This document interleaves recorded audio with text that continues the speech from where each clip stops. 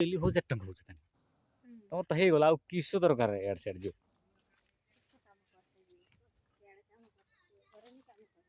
ଆମେ ବି ଏମିତି କରିବା ନହେଲେ କେତେ ଖଟି ଖଟି ବୁଢ଼ା ହେଇଗଲେ।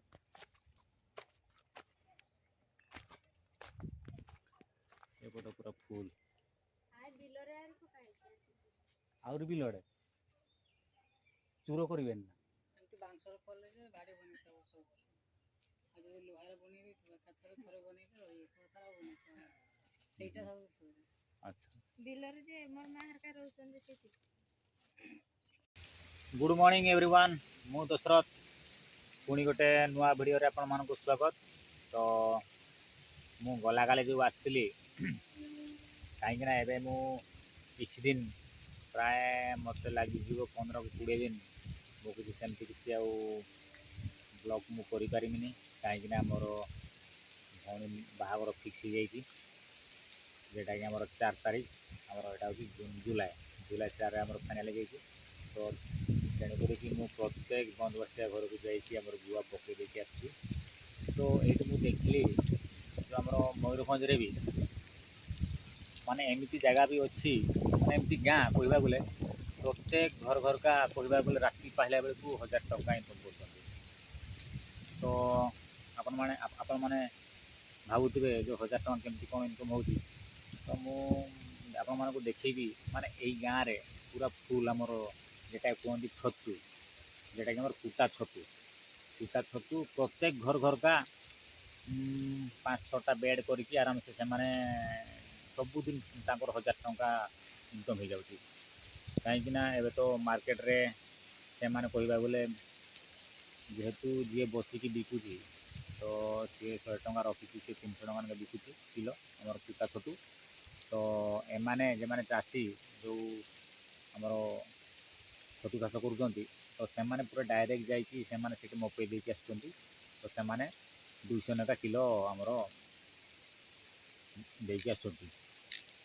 କହୁଛନ୍ତି ଯେ ଆମର ଏଇ ସମୟରେ କିନ୍ତୁ ପ୍ରତ୍ୟେକ ଘରକା ଟିକେ ମାନେ ବହୁତ ବେଶୀ ଏବେ ଟିକେ ଲୋକ ଛତୁ ଚାଷ କରନ୍ତି। ତ ସେଥିପାଇଁ ଛତୁର ରେଟ୍ ଟିକେ ଏବେ କମ୍। ତ ଆପଣମାନେ ଯଦି ଖରାଟିଆ ଛତୁ ଚାଷ କରିବେ ତ ସେଇ ସମୟରେ ଟିକେ ରେଟ୍ ଥାଏ। ତ ଠିକ୍ ଅଛି, ଚାଲନ୍ତୁ ଆପଣମାନେ ଭିଡ଼ିଓକୁ ଲାଷ୍ଟ ପର୍ଯ୍ୟନ୍ତ ଦେଖନ୍ତୁ। ମାନେ ମୁଁ କିଛିଟା ଭିଡ଼ିଓ କରିଛି ଯେହେତୁ ମୋର ସେମାନେ ମୋର ଜ୍ୱାଇଁଟା ଆମର ଛତୁ ଚାଷ କରିଛନ୍ତି। ତ ଆପଣମାନଙ୍କୁ ସେ ଭିଡ଼ିଓଟା ଦେଖେଇବି କାହିଁକିନା ଆମେ ବି ଚାହୁଁଛେ ଦେଖନ୍ତୁ ମାନେ ଏବେ ଏତେ ଜଣାପଡ଼ୁନାହିଁ ଯେ ଆମର ମୟୂରଭଞ୍ଜ ଭିତରେ ବି ଏମିତି ଗୋଟେ ଗାଁ ଅଛି ଏମିତି ବିଜନେସ୍ କରୁଛନ୍ତି। ମାନେ ସେଇଟାକୁ ଆମର ଏରିଆର ମାନେ କ'ଣ ଆମର ଏଇଟା ମୟୂରଭଞ୍ଜର ହେଉଛି ପୂର୍ବ ସାଇଡ଼୍ଟା। ତ ଆମର ଏପଟେ ସେମିତି କିଛି ବିଶେଷ ଛତୁ ବ୍ୟବସାୟ କରୁନାହାନ୍ତି। ଆମର ଏପଟେ ତ ଅଧିକାଂଶ ହାଣ୍ଡିଆ ମଦ ହିଁ ବିଜନେସ୍ କରୁଛନ୍ତି। ତ ଠିକ୍ ଅଛି, ଚାଲନ୍ତୁ ଆମେ ଟିକେ ଦେଖିବା ଯେ କେଉଁ ପ୍ରକାରର ଛତୁ ସେମାନେ ମାନେ କ'ଣ ଆଉ କହିବି କେମିତି ବେଡ଼୍ ବନେଇଛନ୍ତି ଆଉ କି ଟାଇପ୍ର ସେମାନେ ଛତୁକୁ ସେମାନେ ମାର୍କେଟକୁ ଯାଇକି ବିକୁଛନ୍ତି। ତ କିଛିଟା କଥା ଆମେ ଶୁଣିବା। ତ ଠିକ୍ ଅଛି, ଆପଣମାନେ ଭିଡ଼ିଓକୁ ଲାଷ୍ଟ ଦେଖନ୍ତୁ। ଆଉ ହଁ, ଯଦି ଆପଣମାନଙ୍କୁ ଭିଡ଼ିଓଟି ଭଲ ଲାଗୁଥିବ ତ ଆପଣ ଗୋଟେ ଆମର ଲାଇକ୍, ସେୟାର୍ ଆଣ୍ଡ ସବସ୍କ୍ରାଇବ୍ କରିଦେବେ। ତ ଠିକ୍ ଅଛି, କାହିଁକିନା ଆମେ ଦେଖନ୍ତୁ ମୁଁ ଗୁଆ ପକେଇତେ ଆସିଥିଲି କହିବାକୁ ଗଲେ ଏତେ ଜୋର ବର୍ଷା ହେଇଛି ମୁଁ ଆଉ କ'ଣ କହିବି ମାନେ ବହୁତ ଜୋର ବର୍ଷା ହେଇଛି। ତ ମୁଁ ଏଇ ଗୋଟେ ଚାଳ ଘର ମୁଁ ରହିଛି ମାନେ କହିବାକୁ ଗଲେ ଏଟା ବି ଗୋଟେ ସାଇଡ଼୍ ଚାଳ ଦିଆ ହେଇନି ଯେହେତୁ ରାସ୍ତାରେ ବର୍ଷା ହେଲା ତେଣୁ କରିକି ମୁଁ ଆଉ କ'ଣ କହିବି। ତ ଠିକ୍ ଅଛି, ଚାଲନ୍ତୁ ଭିଡ଼ିଓକୁ ଲାଷ୍ଟ ପର୍ଯ୍ୟନ୍ତ ଦେଖନ୍ତୁ। ଛତୁ ଚାଷ କରାହେଉଛି କାଁ କରିବି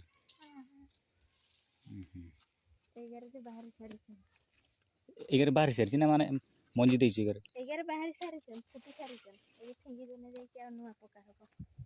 ଏଗାରେ ତ ଭଲ କୁଟା କାନା କି ସେଇ ପଚିଗଲା ପରେ ଦେଖୁନ ବାହାରି ସାରିଲେ ଓହୋ ଏଇ게 ତ ହେଇ ବାହାରୁଛନ୍ ହେଇ ଆଉ ଥରେ ବାହାରିବେ ଏଇ ଇଆଡ଼େ ବାହାରୁଛନ୍ତି।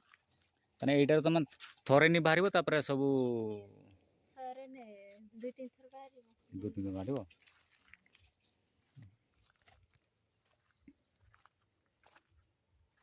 ମାନେ ଏଇଟା ସେ ବାହାରେ ନେଇ ରଖିଦେଲେ ହବ ନା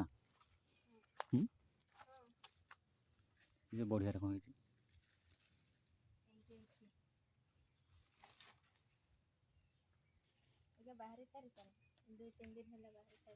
ଦିନେ ଆସିକି ଦେଖିତେ ପଡ଼ିବ ଯେ ମଞ୍ଜି ଫଞ୍ଜି କେମିତି ଦଉଛ ନା ନ ଦେଖିନେ ଆଉ କେମିତି ହବ। ଡେଲି ତଥାପି କେତେ କିଲୋ ବାହାରୁଛି?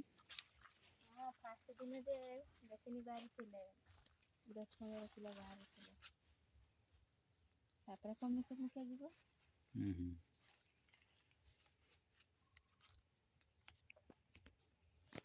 ଏଇ ହେଉଛି ମୋ ଭଉଣୀ ଏକା ତାଙ୍କର ଛତୁ ଚାଷ କରୁଛନ୍ତି। ଭଲ ଏଇଆ ସେଇଟା ବି ନୁହଁ ନା ସେଇଟା ବି ଏଇଥର ମାନେ 1, 2, 3ଟାର ବାହାରିବେ। ଭଲ ତ ଇନକମ୍ ତ ବଢ଼ିଆ ହେଉଥିବ ନା? କିଲୋ କେତେ ନେଖା କି? 200 ଟଙ୍କା। ସେମିତି ମାନେ ଦେଖୁଛୁ, କିନ୍ତୁ ଯିଏ ବସିକି ବିକୁଛି ସେ 300 ଟଙ୍କା ନା?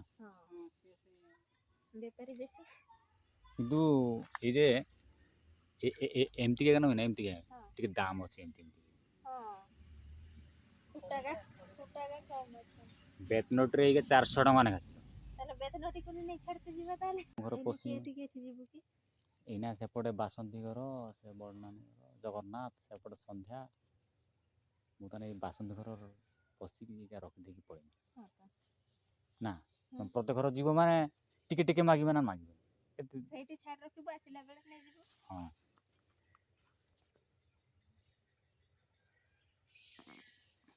এই যে ମଞ୍ଜି ଯେ କିଣି ଆଣୁଛେ ମାନେ ଗୋଟେ ବୋତଲ ନାଗୁଛି ନା? କମ୍ ଦେଲେ ବି ହବ। ତାପରେ ୟା ସହିତ ବେସନ ଦଉଛ ନା? ବେସନ ନହେଲେ ସେଇ ଭୁସି ଭୁସି ନା ଚୁପା ବଢ଼ିଆ ରକମ ବାଡ଼ିଟା ହେଇଛି। ଏଇଟା ତ ଦେଖିବ ହେଲା, ଛାଡ଼ିମି।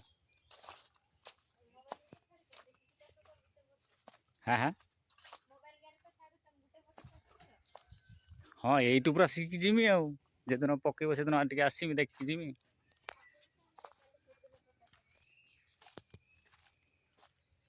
ତାହେଲେ 11 ସରିଯାଇଛି।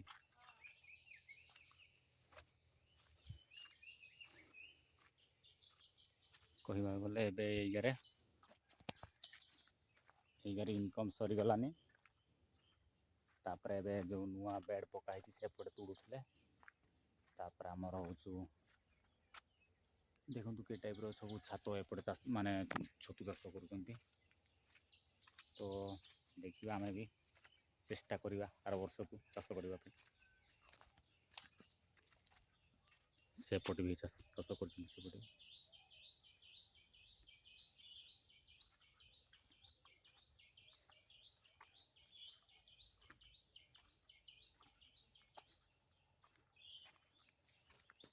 ତ ଆପଣମାନେ ତ ଯେଉଁ ଭିଡ଼ିଓ ଯେମିତି ଏ ଟାଇପ୍ର ଯଦି ଆମର ଛତୁ ଚାଷ ହେଉଛି, ତ କେମିତି ବେଡ଼୍ ବନେଇଛନ୍ତି ଆଉ ମଞ୍ଜି ଯେହେତୁ ଆଣୁଛନ୍ତି, ତ ସେଇଟା ତ ମୁଁ ଆଉ ଗୋଟେ ଭିଡ଼ିଓରୁ ଆପଣମାନଙ୍କୁ କହିବି। ତ ଆପଣମାନେ ବି ଚେଷ୍ଟା କରନ୍ତୁ ବାହାରେ ଖଟିବା ଅପେକ୍ଷା ଆମର ଯେଉଁ ଘର ପ୍ରତ୍ୟେକ ଆମେ ଯଦି ଛତୁ କିଛିଟା ଚାଷ କରିବା, ତ ଆମର ଆର୍ଥିକ ସମସ୍ୟା ଟିକେ ଦୂର ରହିବ। ତ ତେଣୁ କରିକି ଯେଉଁ ଭାଇମାନଙ୍କର ଯଦି ଏତେ ମାନେ ମୁଁ କ'ଣ କହିବି, ପ୍ରତ୍ୟେକ ଲୋକ ତ ଆମର ବିଜନେସ୍ କରିବା ପାଇଁ ପସନ୍ଦ କରନ୍ତି ନାହିଁ। କିଛି ଲୋକ ଅଛନ୍ତି ସେମାନଙ୍କୁ ଏ କାମ ହିଁ ଭଲ ଲାଗେ। ତ ଯେଉଁ ଭାଇମାନେ ଆମର କାମ ଯଦି ସେମାନଙ୍କୁ ଭଲ ଲାଗୁଛି, ତ ଆପଣମାନେ କାମ କରନ୍ତୁ। ଆଉ ଯେହେତୁ ମୋର ସବୁ ଭାଇ ରହିଛନ୍ତି ଯେମାନେ ଟିକେ କମ୍ ସମ୍ କାମ ଫାମ ବାହାରକୁ ଯାଆନ୍ତି, ତାପରେ ବି ତାଙ୍କର କିଛି ମାନେ କ'ଣ ଆଉ କହିବି, ଖରାରେ ରହିପାରନ୍ତିନି।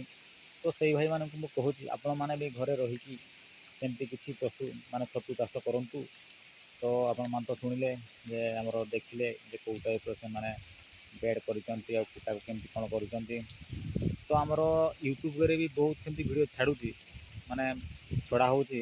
ଆପଣମାନେ ବି ସେଇ ଜିନିଷକୁ ଦେଖିକି ଆପଣ ବି ଚାଷ କରନ୍ତୁ। ତ ଦେଖିବା ଚେଷ୍ଟା କରିବା ଆମେ ବି କିଛି ଚାଷ କରିବା, କାହିଁକିନା ଆମର ତ କହିବାକୁ ଗଲେ ସବୁ କିଛି କରିଛି ମୁଁ। କହିବାକୁ ଗଲେ ଆମର ଗଡ଼ିଆ କତୁରୁ ଆମର ତେଲ ସବୁ ବୋରିଂ ଫରିଂ ସବୁ କରାହେଇଛି। ତାପରେ ବି ମୁଁ ଏବେ ସୁଦ୍ଧା ମୁଁ ସେଟେଲମେଣ୍ଟ ହେଇପାରୁନି। ନିହାତି ମୋର କେଉଁଠି ନା କେଉଁଠି ଟିକେ ମୋର ଭୁଲ ରହିଯାଉଛି, ଯାହାଫଳରେ କି ମୁଁ କ'ଣ କହିବି, ମୁଁ ମାନେ କୌଣସି ଗୋଟେ ସଂସ୍ଥା ମୁଁ ଗୋଟେ ଚଲେଇ ପାରୁନି। ତ ଠିକ୍ ଅଛି, ଆପଣମାନେ ବି ସେଇ ପୋଜିସନ୍କୁ ଆସନ୍ତୁ ନାହିଁ। ତ କାହିଁକିନା ମୁଁ ଏବେ କରୁନାହିଁ, ମୁଁ ଜିନିଷ ସବୁ କରାହେଇଛି ଆମର ଯେଉଁଟାକି ବୋରିଂଟା କରାହେଇଛି, ସେଇଟା ଚାଷ ହେଉଛି, କିଛି ନା କିଛି ଚାଷ ହେଉଛି। ତାପରେ ମୁଁ ଗଡ଼ିଆ ଦୁଇଟା ଖୋଳା ହେଇଛି, ତ ମୁଁ ମାଛ ଚାଷ ପ୍ଲାନ୍ରେ ମୁଁ କରିଥିଲି। ତ ତେଣୁ କରିକି ଏବେ ବି ସୁଦ୍ଧା ମୁଁ ଚାଷ ପାରୁନାହିଁ। ତ କେଉଁଠି ନା କେଉଁଠି ମୋର ଟିକେ ଭୁଲ ରହିଯାଉଛି। ତ ଠିକ୍ ଅଛି, ଆପଣମାନେ ଯଦି କାମକୁ ଯଦି ଆପଣ ଭଲ ପାଉନାହାନ୍ତି, ତ ଆମର କ'ଣ ଯେଉଁଟାକି ଏଇ ବିଜନେସ୍ କଲେ ଆମର ନିଜ ସ୍ୱାଧୀନତା ଆମେ ସେଇଟା କହିବାକୁ ଗଲେ ଆମର ଚଳିବା ବଞ୍ଚିବା। ତ କାମ କରୁଛ ଅନ୍ୟ କାହାର ଯିବା ମାନେ ସେଠି ଆମର ଟାଇମ୍ ଦେବାକୁ ପଡ଼ିବ ବହୁତ କିଛି। କହିବାକୁ ଗଲେ ଯଦି ଟାଇମ୍ରେ କାମ କରିବେ, ଆପଣମାନଙ୍କୁ ଟାଇମ୍ରେ ଯିବାକୁ ପଡ଼ିବ। ତାପରେ ଯେ ସମୟରେ ଆପଣ ଡ୍ୟୁଟି କରୁଥିବେ ମାନେ ତା ଅଣ୍ଡରରେ ଆପଣମାନେ ରହିବେ। ତାପରେ ଆପଣମାନେ ଯଦି କେତେ ଆଉ କାମ କରିବେ, ମୋ କହିବା କଥା। ତ ତେଣୁ କରିକି ଆମେ ଯଦି କିଛିଟା ବିଜନେସ୍ କରିବା, ଆମକୁ ବହୁତ ସେଭ୍ କରିଦେବ। ତ ଠିକ୍ ଅଛି, ଆପଣମାନେ ବି ଟିକେ ଚେଷ୍ଟା କରନ୍ତୁ, ଆପଣମାନଙ୍କ ଏରିଆରେ ବି କିଛି ଆପଣମାନେ ବି ଛତୁ ଚାଷ କରନ୍ତୁ। ତ ଠିକ୍ ଅଛି, ସେଥିପାଇଁ ଆଉ କ'ଣ ଆଉ କହିବି। ଠିକ୍ ଅଛି, ଓକେ।